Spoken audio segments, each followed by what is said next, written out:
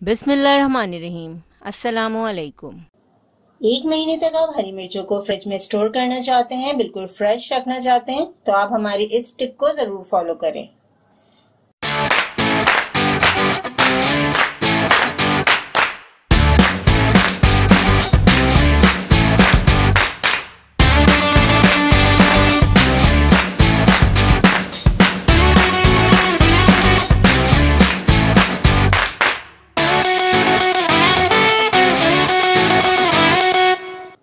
हरी मिर्चों को हमने अच्छी तरह वॉश कर लिया है। पानी खुश्क हो चुका है इसका।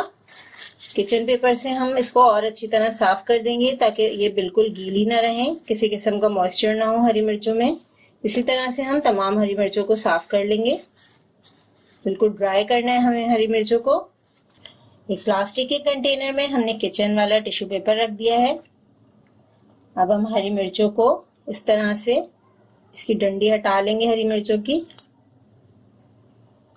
साफ कर लेंगे हरी मिर्चों की डंडी को। ख्याल रहे कि हरी मिर्च अंदर से ना टूटे। अब हम इस तरह हरी मिर्चों को रखते जाएंगे। तमाम हरी मिर्चों की हमने डंडियां निकाल दी हैं।